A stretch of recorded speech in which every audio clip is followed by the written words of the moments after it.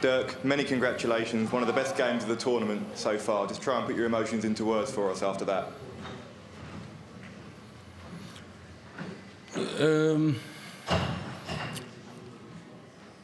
Yeah, I knew it was going to be hard, but it felt a bit unnecessary that I was 2-1 down. A 99 average, despite missing quite a few darts at double early on. Just how pleased were you with the character you showed to come back there? I'm not really pleased, because in my opinion, I should have been 2-1 down. But I didn't know the averages. But I was just happy that all the way through, I kept believing that I was, because my darts were going well from the way I threw them. But then they didn't all go in. But I was happy. No, I wasn't happy. I was just believing, because I was like, if it will go in, I will win. And after struggling early on the doubles, you hit 4 ton-plus finishes in the end, including that incredible 170. What was the turning point for you? In my opinion, there was no turning point. It felt great, but it didn't go great. So then I stepped like 1 step left to the hockey that, like normally I stand to the right. I started standing to the left, because like, you need to reset yourself. I went for treble 90s first dart at some point to reset yourself. And yeah, that's what it did to me. Like in the end, that's what did it. Can't say I'm really happy with the performance, but I'm not unhappy with the performance either. But to say you're not too happy, and still average almost 99 and score so well and perform so well when it really matters, that's awfully encouraging to build on going forward.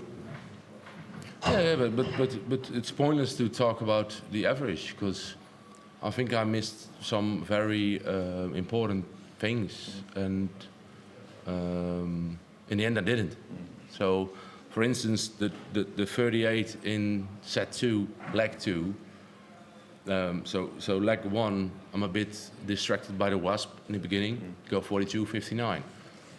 Your throw is broken, but I've just broke his throw for the set. So then you have to break his throw back, and you miss 3 darts on 38. 2-0 down, make it 2-1, miss 1 dart, he get 1 dart, he takes it out.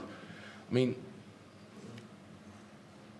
he was doing good things as well, and at the end it's satisfying that when you really needed it, you take the 100 pluses out.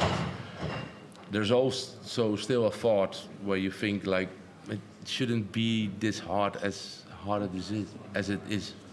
Thanks, Dirk. Well done. Dirk, congratulations. Before your injury, we saw you produce brilliant darts, like that high level. Now, that last set and a bit, you seem to find that level again, and we see Michael van Gerwen and Luke Humphries also have that amazing level they can go to. Do you feel you're almost back in that category again, where you were before the injury now? No, not really. Practicing-wise, maybe, yeah, but I think the biggest thing is the confidence. And the confidence is not even close to where it was. How do you... But my game is better. If I'm being honest, I think my game is like probably 10% better than it was peak. But my confidence is like 20% less than it was. If I sort that out, I'm way better than I was then. That's a scary prospect for everyone else if you think your game is in a better place now than when it was, because you were doing damage then. So what damage can you do going forward? Looking at game again, mate. Simple as that? Yeah, but the last 2 years I lost first round. And this year I'm just happy that I won my first round, because I mean, he was at least top 8 toughest draw you can draw. And just happy that I beat him. And I didn't even look at the second round, because I was really fearing of losing again first round. So my practice was like unbelievably hard to myself, because like, oh, there's no holding down here in the first round, so I have to be very good. Dirk, congratulations on the win. You mentioned that your confidence has dropped off a little bit, but is the belief still there? Do you still believe that you can have a really deep run here, and how much of that is still there from before? Yeah, the belief is there, 100%, but not like it was. I mean, but it can be so easily be back. I mean, let's say if I win the next round, my confidence get or the next 2 rounds, it can be back straight away. But you come like from like playing a lot of quarterfinals. I mean, the last 32 in every event was a bad result, and now sometimes you're just happy to make last 16 because your seeding is different. So you play better players earlier on. You don't beat them all the time. I mean, that's not even a confident thing. That's also a draw thing because the higher up in the seeds you are, the not easier, but let's be honest. If you play a top 8 player or in the 3rd round or in the 5th round, at the end, you beat the not top 8 player more often than the top 8 player. So it's also a math thing. And I think all my old results before the injury are now gone. I'm 29th, which I think I'm better than that ranking. So by the next half year, I'm defending not a lot. I'm not defending match play. I'm not defending Grand Prix. So if I make sure I'll qualify for those events, means my Pro Tour ranking makes more than it did 2 years ago. Plus I make those events. If I do well there, I can right up be top 20, top 16 again. But I have to do well.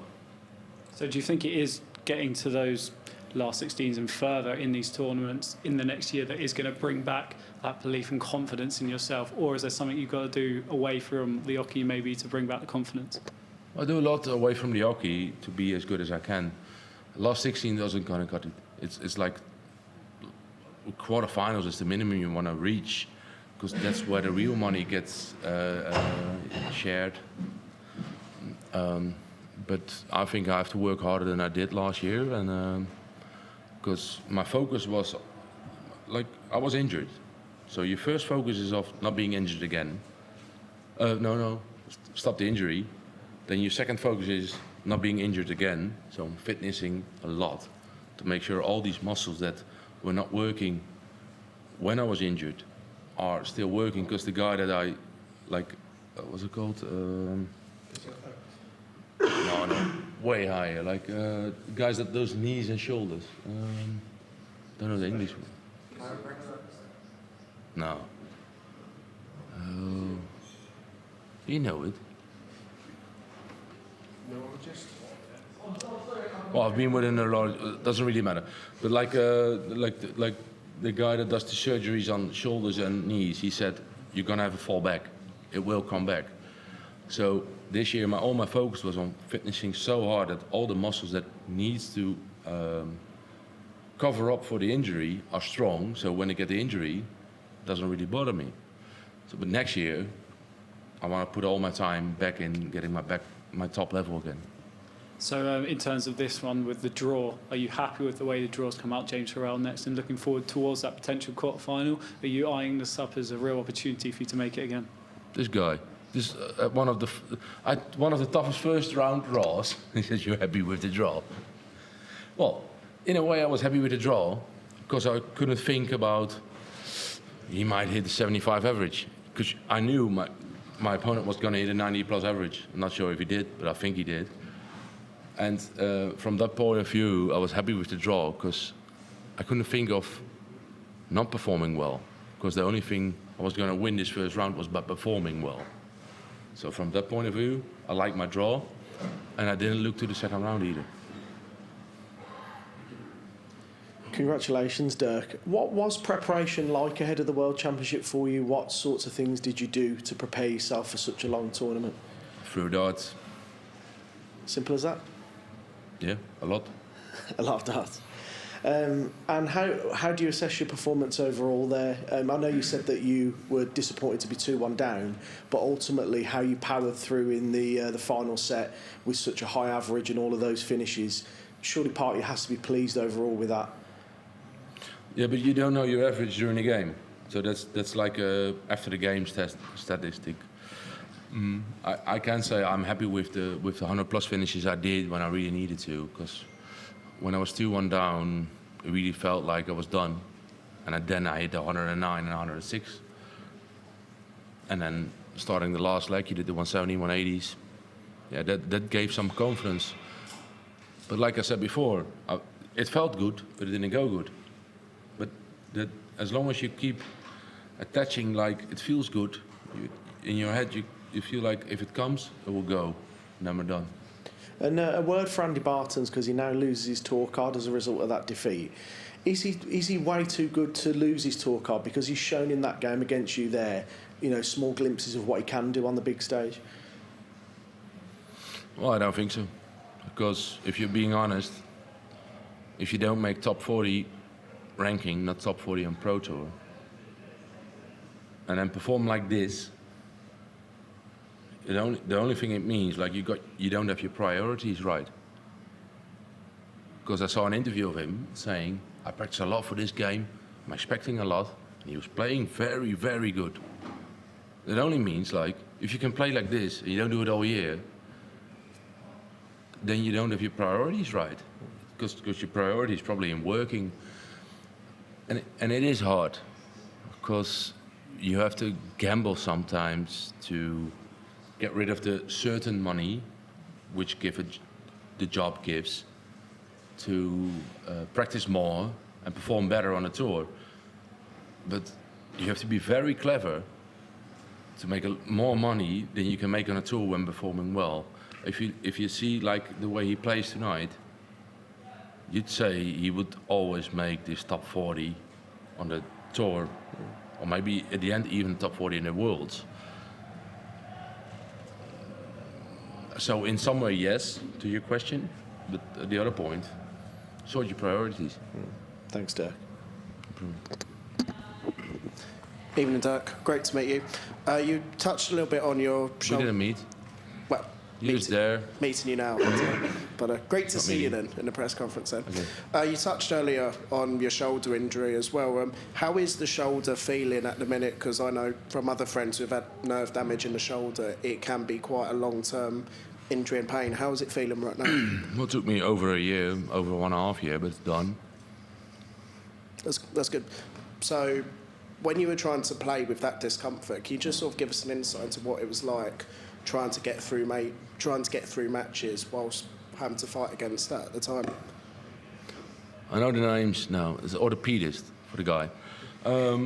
So in the beginning, you're just looking at what is the injury, because very bad. But some guy called himself the shoulder specialist, and he was the only guy that said I didn't have the injury that I thought I had. So I maybe lost 2 months looking for enough confirmation of the injury you had. And at some point you found it, and then you're trying to sort it, but you're Googling it as well. Everyone says it's minimum 1.5 years, well, minimum 2 years, and I think I did it quicker than 2 years, because I had days like I left my home at 7 in the morning, I came back 10 in the evening, just going to all sorts of specialists and sorting it out. So I think I did it quicker than normally would happen. But if I find the right guy, the orthopedist that I found at the end, I would have been done 3-4 months after it, because he had some special devices that really made it gone at the end. So, yeah. Did it change the way you have to do things, not just on the hockey, but just in wider life as well? Like, what tasks became harder as a result of that injury? All my events, because I was top 10 in the world. I looked at the rankings. I was like, if I have a decent last year, so I was looking at the rankings, my, I call it, cleared ranking was top 6 at that point. So I was looking for, like, if I do well, I can even go up to top 4. But instead of top 4 or top 6, I ended up number 16 for the next match play, because you didn't perform at all. I mean, considering you've had to go through that as well, do like the victories feel even sweeter now you've had to go through that process? In a way, yes, because you're having to ask questions about you lost first round 2 years in a row. It's not nice to have these questions, because you know there was a reason to, but if you just look at the stats, people say you lost 2 years in a row. So from that point of view, yes, but from the other point of view, I don't live in the past, so what's done is done, and it's going to be harder to come back, but I feel very motivated to come back.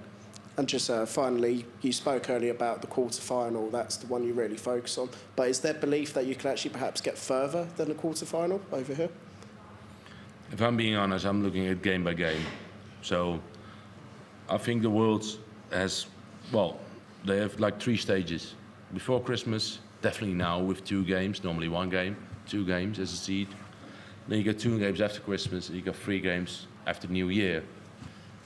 And I mean, you don't want to look, don't want to be too short-sighted by just saying, and many people say, I want to be world champion. And everyone thinks like, you're never going to be it. But for me, I think, apart from 3 or 4 players, making quarterfinal is a very good result for the rest of them. And once you're in your quarterfinal, there's only 3 games more. But the first goal should be the quarterfinal, in my opinion. Well, obviously, every round is a goal, but to start it, then you won 4 games. So that's what I start with. Thanks, Dirk. Great to meet you. Thanks, everyone.